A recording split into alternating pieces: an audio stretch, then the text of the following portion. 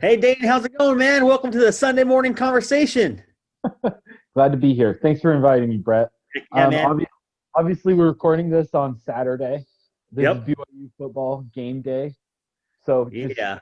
getting ready to rep the Y and watch the Cougars win. Heck yeah, man.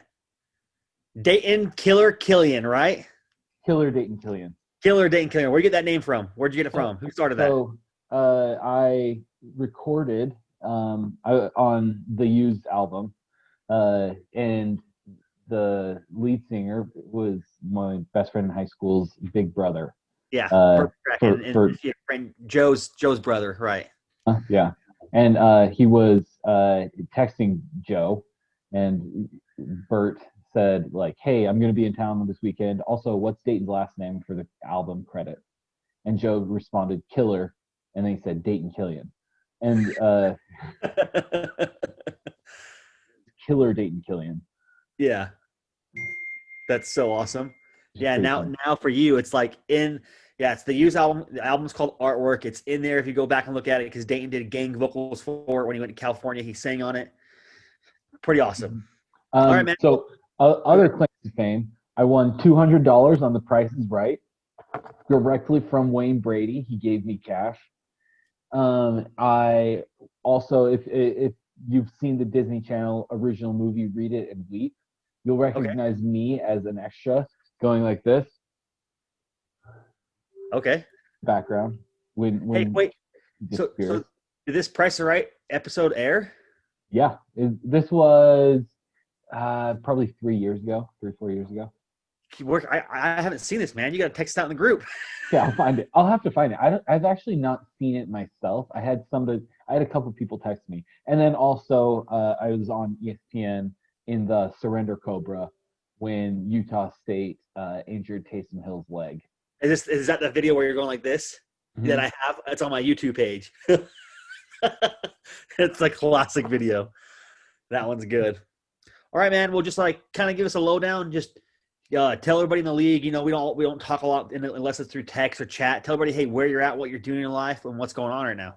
Yeah, at Chicago booth right now, just living in Chicago. We're flying home to Utah on Tuesday, the Cool. 8th. We'll be there until January 12th, so a little Sweet. over a month. And we're stoked about that. Megan, can you bring Griffin over here? Uh, we are living in a studio apartment, which means there's like our it's a spacious area, but like we are very tightly crammed, and Yeah. all of my classes are online and stuff, so it's kind of fun. Griffin is 5 months old and just Look at that having cutie boy. Yeah. yeah, Look at that cutie pie. he can look around and stuff. He's doing good. Yeah. He's looking Um, looking at his mom right now, yeah, he is. smiling a bunch. Hmm. What a cute guy. So he's really cute. His posture is improving. He's just kind of chubby. Hey, that's Uh, good. yeah, I mean that's pretty much it. Cool. Just getting ready for interview season, getting ready to um, get money again. That'll be nice. Yeah. Yeah. Has it been like has COVID-19 and the coronavirus have it put like a lot of challenging aspects on school? Yeah, I would say less challenging, more like lame. Like Yeah. I know everyone else goes to business school and just like loves it. I wouldn't say I've loved it.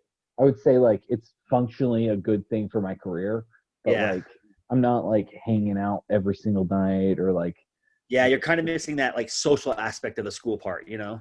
yeah, like there should have been like a winter formal like thing one of these nights, and they canceled that. They Yeah. canceled like most of the in-person stuff. All my classes this last semester were online. So Yeah.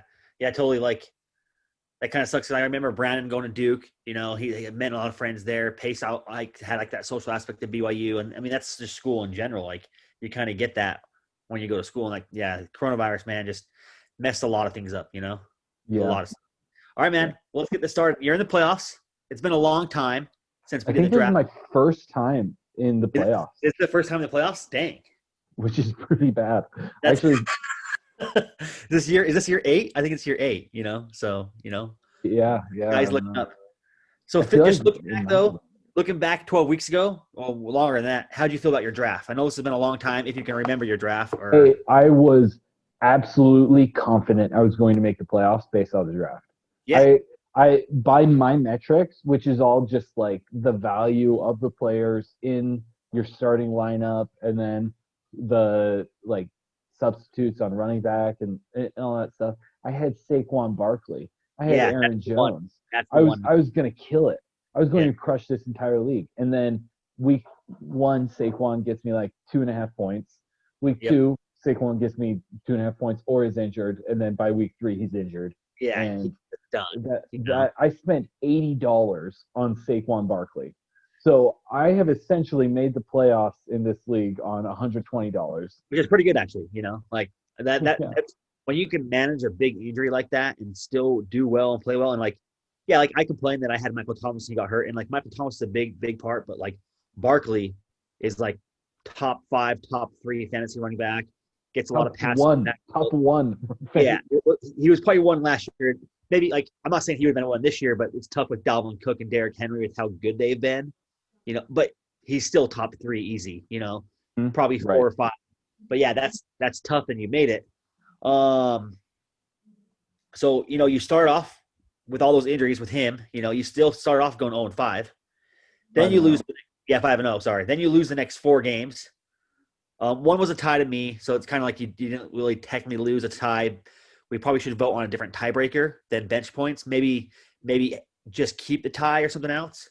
What was going through your mind and like your emotions after like going 5-0 and then losing the next 4? What were you thinking during that whole stretch? My thoughts were first, I felt like I lost those games just kind of on random things.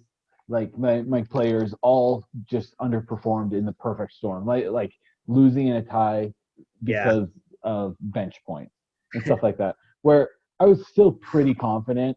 I was not really that concerned about my lineups just because like I was pretty sure I was going to make the playoffs. I didn't start getting scared until I lost that third game, and I was like, oh no, because going in, my seed has never dropped beyond 4. I have right. never like not been You've always been 1, 2, 3, or 4. projected. Right. Yeah, exactly. I've always been projected to make the playoffs, and then I started getting nervous about that after that third loss, Yeah. and that's when I was like, okay, like we got to figure something out. And that tie sucks too because me and you, we both score 69 points, which is just like sucks. I think what hurt us both is I had Aaron Rodgers and you had Aaron Jones, and they got just plummeted in Tampa Bay. Like Tampa Bay deep, like Rodgers just couldn't. I don't know what it was. He just couldn't do anything all game long, and that just messed them up. Yeah. Yeah. Cup gets you 1 point, which is just like, come on, 1 point from a guy. It's like. Oh yeah, Yeah, and I then will say I think it was Cooper Cup that brought me past Will to get me into the playoffs. It was oh entirely Cooper Cup. yeah. So then it's like, yeah, that guy's the guy, you Uh-huh. know. So Yeah, because I think 2 weeks ago I played Will, and this was like to see if I could make it into the playoffs. I needed to outscore you, and I yep, needed to beat Will, beat Will. and Yeah, and I was not projected to do those things a Sunday night and really Monday morning because Kyler Murray got that one last Hail yeah, Mary to Hopkins, caught it in the end zone, and I was like, oh man, I'm done. And you're then done. Cooper Cup turns around and gets me like 16 points or something, Yeah, and got me the win by like 1 point. yeah, I think which it is got me to great. 95 rather than Will's 94. Yeah. Hey, so going back to Barkley's injury, week 3, he gets injured. He loses a game. He's out. What do you think now? Are you just thinking, man, I just have bad fantasy football luck. I'm not drafting well. Like, what am I doing wrong? Pace is always giving Oh, you a hard time about it. Like, or are you just thinking like, what the crap, at that point, I am not even concerned about my fantasy luck because I know I'm the unluckiest person in the league. I've been through this 8 years, Brett, and Yeah. and like I have decent drafts. I'm not gonna say I'm the best drafter, but I'm Yeah. I'm okay. Like I You're put okay. into it, Yeah. and the fact that I've never made the playoffs has just been a bee in my bonnet. and I'm so glad to get this off my back. You're there. You're Yeah, finally there. it would be great to win, but I'm here. I'm Yeah. at the table. Like You at the this is table. all I You're, needed. you're, you're a top four dog. So Yeah, on your team currently, who's your best fantasy player right now? I want to say Adam Thielen Yeah, probably. It kind because of hurt last week that he had COVID and was out. well, yeah, it didn't even have COVID. He had Oh yeah, one he was just positive on. test and Yeah, then that's got right. some negatives. I think he has the highest upside. I would have said last year, Aaron Jones, because Aaron Jones has like he'll just go off for a 41-point game. But I feel like Adam Thielen is a little more consistent. Also, Josh Allen. I am still stoked about acquiring Josh Allen, Yeah, and I will probably keep him I would keep just him. The just nice thing because. about this league is, and compared to some of the other leagues I do, is we do a 4-point quarterback passing touchdown. But when you have a guy like Allen or Russell Wilson or Kyler Murray or Lamar Jackson, even though Lamar has been bad this year, when they rush for a touchdown, you're getting 6 points instead of the 4. So that's Exactly. like sometimes you don't think like, oh man, those 2 extra points. Like, but if he rushes for 2 or 3 touchdowns a game, that's an extra 4 points that you just have, and sometimes you win matchups by 4 or 5 points. So yeah, at first I didn't know if I loved that trade. I mean, I think it made sense for both of you, and you needed a better quarterback at the time because Tannehill's up and down, and the main thing with the Titans is Tannehill can be like really great one game, or he's just going to throw the ball 18 times because they're going to run Derrick Henry 40. You know, so you just don't know what you're going to get. Another fun fact about that is I had picked up Tannehill off the not even waivers. I just picked him up on like a Thursday, just off the empty thing, and I Yeah, traded him on like a Friday. So Tannehill you was got him, brand trade new him, on my done. team. Yeah. Hey, it So works out though. yeah, You know, I didn't really add that he was the best quarterback available in the available quarterback pool. And I picked him up and gave him to Ryan, just like here you Ryan's go. getting rid of a quarterback. Yeah. Let's give you the next best option. So backing up a little bit, we're going to talk a little bit about Aaron Jones because you said like I feel like in the past years he's been your good keeper, he's been your best player. Yeah, crazy. So think about this: he's only had one 40-point game. He's not scored. He's only scored 17 once and 13 twice, and he's missed 2 games. But he's still number ranked 7th running back. That's crazy. Mm-hmm. You know, he plays maybe 2 games. He could be top 5, but just crazy how like last year I feel like he had more 25, 30-point games. Maybe not a lot, but just a lot more than he's had this year. I don't know if that's contributed to like Aaron Rodgers thinking he's just better at throwing the ball. Not the saying the Green Bay's running game is bad. They're also using Jamal Williams a lot more, so it takes a little away from Aaron Jones. But yeah, interesting enough to like think that like he was so much better before. So my strategy in fantasy football is quarterbacks. Unless you have a top 5 quarterback, they're all absolutely fungible. You can swap one in. You just stream quarterbacks. There's no point in spending a bunch of money on a quarterback unless you have Russell Wilson. I'm actually going to say Josh Allen or Patrick Mahomes. Patrick Mahomes, yeah. Season I would have said Lamar. Kyler Murray getting Yeah, there. I'd say Deshaun Kyler Murray. Watson's a little bit there because I feel like Deshaun Watson gets a lot of garbage time stuff. Yeah. I would say Lamar last year, but Lamar's just looks so bad this year. No, exactly. There's no point in having those quarterbacks and like investing a lot in them. Play the matchups, do whatever, because quarterbacks, the floor is like pretty high. The Yeah, floor, like every week, you can go pick up somebody that's projected to get 17 points yep, because they're playing some garbage team, and yep. and go do that. I think that's smart. Well, like Um, for me, it's like I can think of the last 5 to 8 years. Aaron Rodgers and Drew Brees are the 2 quarterbacks that I have because I can get them for like $3 to $5 at a draft. Yeah, they're going to have a few bad games here or there, but every week they're going to give me like 17 to 25. It's right. just you just know it's going to happen. Mm-hmm. So it's like, Yeah. why don't I just take that cheaper value? Yeah, it's great. Like right now in my Chili's league, I have Patrick Mahomes. I spent $38, $40 on him, and it's awesome to know that like I'm getting 30 plus points every week. But I could go, and I'm really good in that league. I'm 9-2, but I could go back and look at my draft and maybe still have like quarterback like Brees or Rodgers, and then spend $25 on another player where I'm getting more points in return. Exactly. And then same thing kind of holds with tight ends, but it's different because tight ends, that number is not like 5 quarterbacks that you really, really care about. That number is like 12. and those Yeah. 12 all get picked up, and Yeah. then there's a cliff Yep. where you need one of the top 12 tight ends, and then just you don't worry about that at all. Well, Um, and even this year, dude, Kelsey is like one, and it's a big drop off after that. exactly. You know, And especially with like Kittle being on IR. He's almost number two. Yeah, Yeah. yeah. With Kittle being on IR, right? Yeah, Kittle would be number two and pretty close to him. But yeah, it's crazy to think that like Kelsey's almost doubled the number two tight end. You know, and that this year tight end for me and defenses have just been tough. You know, Mhm. like playing at the right. I mean, not for me because with Kelsey, I'm just saying in other leagues that I don't have Kelsey. But like, and then just any league, it's like you just don't know what you're getting for your defense. There's very few defenses. You know, Steelers are going to get points. Baltimore Ravens, you'll probably get some points, and then a few others. Other than that, it's just a crapshoot, you know? Yeah. Defense is hard. Kickers, I don't care about kickers at all. You could get even the projections. Yeah, Most of the positions, I care what ESPN thinks that they yeah, will get. For the kickers, it's just like whatever. You can throw any kicker in, and they will get you between 1 and 20 points. yeah. And And I've done that a lot. I've picked up kickers that I need to drop kickers and pick them up because it's like I can stream those guys, you know. And I'll keep a guy if a guy's hot. Like for instance, I had Ryan Suckup. He was hot for a couple of games. I've kept him. I've had Jason Sanders for a couple of games for Dolphins. I've kept him. I've had the Cincinnati Bengals, the Atlanta Falcons kicker. I just kept him and like, oh, then when they do bad, I'll drop him and go pick somebody else up because you can kind of play the matchups on that one and think, oh, this is a good defense. They might kick more field goals this game, you know, type thing. yeah, well, so a good defense, they'll kick more field goals, and a bad defense, they would Yeah, kick more field goals. So who cares? Like, yeah, there's no expertise that I think any of us have or right, any could have right. in understanding what makes a kicker good. Nope, Like, totally agree. because Say so it's just awful.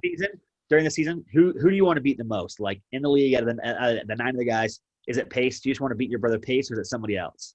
I think I care the most about beating Pace. Yeah, that makes sense. Do you have a chance against Marston at all?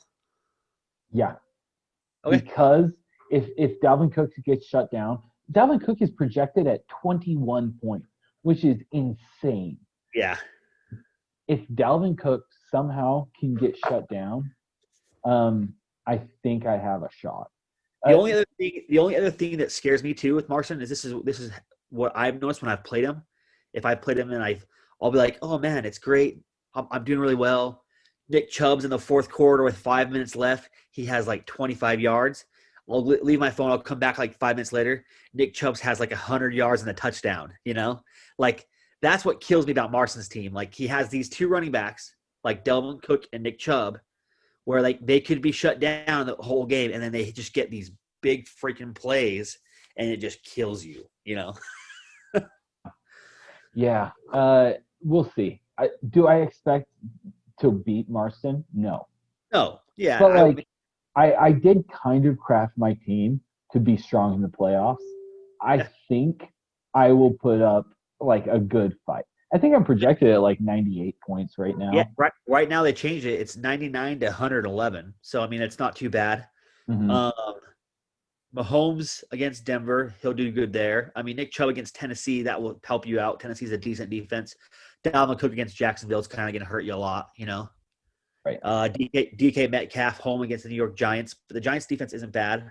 But then Marston doesn't have his Taysom Hill effect, you know. So he's playing Brandon Cooks and Robert Tanya. And he's actually starting Mostert this week right now, coming back from injury. That one's interesting. That's an inch, and he's playing the Niners defense in Buffalo against Josh Allen. That might be it right there for you week one. That would If be Josh, a great game for Josh Allen to just if go Josh off. Allen can get like 35, if the Bills can score like 35, 40 points, hurt that defense, that might be like the factor for you to help him. Uh-huh.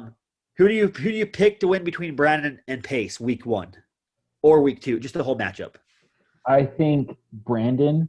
I think right now with some of the injuries and COVID stuff that has happened to Pace's team, Yeah. he was what we wanted to play. So I actually had a side conversation. I was trying last week to get Marston to throw so that I could leapfrog. I was hoping to leapfrog Pace so Yeah. that Pace could be fourth place.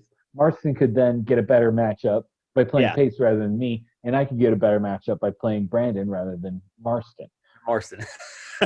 Yeah, It Pace was seems better tough. for both of us. Yeah, yeah, Uh, there was a chance that Brandon would end up playing Marston, and Marston didn't want to take that chance because he's not really afraid of either me or Pace. yeah, He's kind of afraid of Brandon. yeah. Well, understandable, Yeah, yeah. Mm-hmm. Pace's team's tough because Lamar Jackson, Kamara having that little bit of foot injury. Yeah, like he's just like Pace was really good last year because Lamar was something else last year, and this year he just hasn't lived up to it. Now, I do have an opinion. I think it's going to change. I think Lamar, like his schedule the next 5 weeks is he has the Browns and that's all. After that, it's cakewalk. So if Uh-huh. he doesn't turn around, I'm like, what's going on? Well, yeah, we'll see. I mean, like the Ravens put in RG3. The Ravens are not like super confident in Lamar right now. No. And Um, R3 didn't look bad till he got hurt. well, yeah, I think he threw an interception, didn't he? Yeah, I he don't think. threw. Yeah, He I had, don't think he was a, good. he had an interception and a fumble, but he ran the ball decent. Yeah. So, Well, so does Taysom Hill, but I'm not going to put my fantasy team on hey, his broad shoulders. right. Hey, what's up with you picking up all of Roger Goodell's rejects, man? All season long. You're always picking up these rejects, these retired players, these suspended players. Uh huh.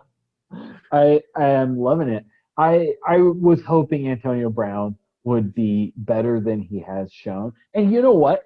For the downs that he plays, I think he plays well. They're just putting in limited snaps, so we'll see.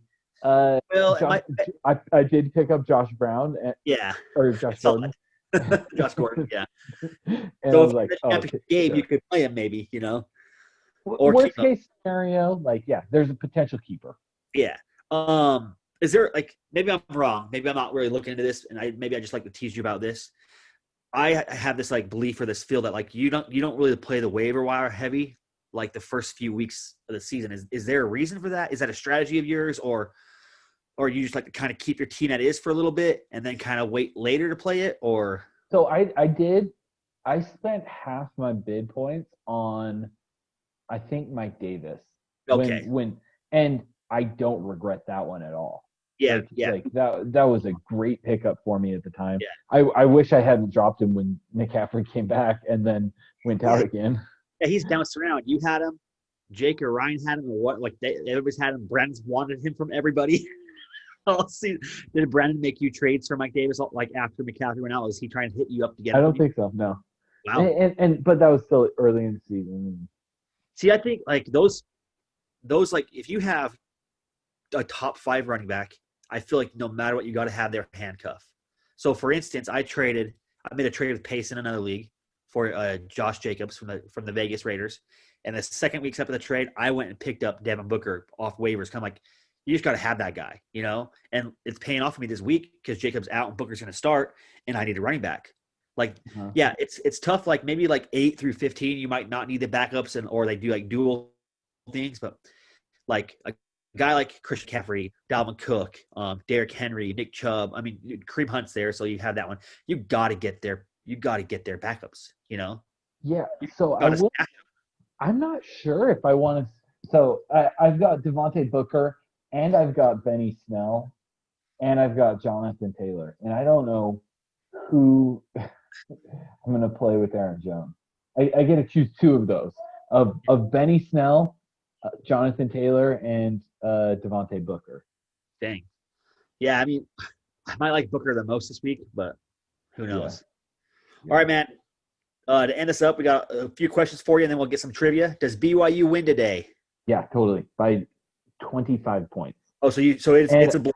It's a blowout easily. so two good options for BYU. First, if BYU blows them out, we look great. Second, if we play a good game and they play a good game and Coastal can in any way stay ranked, then we that's good for us because we have a ranked win under our belt. And the committee's absolutely asinine garbage ranking system cares about that. So BYU wins the game. If they win today, they're ranked 13 right now, or is it 12? 13 by the playoff committee and 8 and 9 by AP. Okay, so by the playoff committee, if they win today, not just whatever, it doesn't matter what the score is. Where's their ranking Sunday? Where do they rank? 8. 8. Cool. All right, man. Let's hit some trivia. Ding, ding, ding, trivia. Let's get this going. Who has the best winning percentage as a BYU head coach? I have to say Lavelle Edwards. Wrong. Percentage is Bronco Mendenhall. Huh. He has Interesting. a little bit better. So Bronco Mendenhall is 727 percentage. Lavelle Edwards 717. But obviously Lavelle Edwards has way more wins than he has, by a lot. Yeah, Broncos record 64 and 24. Huh. You know, Wow. it Not is what bad. it is for him. Most passing yards for a BYU quarterback in their career. Robbie Bosco. Ding. Ty Detmer, Hi, Detmer. I should have guessed that. Yeah. 15,000, 31 yards from 1989 to 1992. So this one you should know. This one I probably should have found a better question. I was trying to find a better one, but I couldn't. BYU Utah's head-to-head schedule. Who has the better record? Utah does. Yeah. Do you even know what it is Uh, or have an idea? I want to say like 43 to 35. 62 to 34 and 4 ties. So here's the interesting thing that I was reading about this a little bit.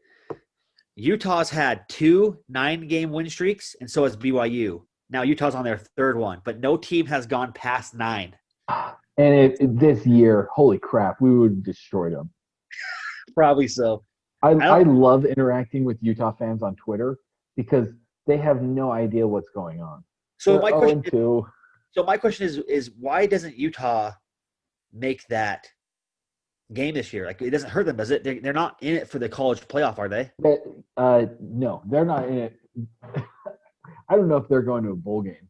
Utah, So why don't they make a matchup then? Why don't they just do I it? don't think they have an option. I think it's the Pac-12 is based in California, and in California, just like the Oh, rules are so just different. it's not a Utah school thing. Because to me, it's like why wouldn't they just do that to do it? I think they would. I think Mark Harlan wants to keep the rivalry alive, and that's the Utah's AD. Yeah. And I think Utah would do it, but too bad. Whatever. All right, man. Well, hey, thanks, Dayton. Good luck the next 2 weeks. Remember, you got 2 weeks to beat Marson. It's not just a 1 week thing. So if you're down 10 or 15 points, doesn't mean it's over. It just takes one bad week from one of you to change the game. So good luck. And hey, you're in the playoffs. Took 8 years. You never know what can happen. Yeah. Thanks, Brett. Thanks, man. Have a good day. We'll see you later. Yeah.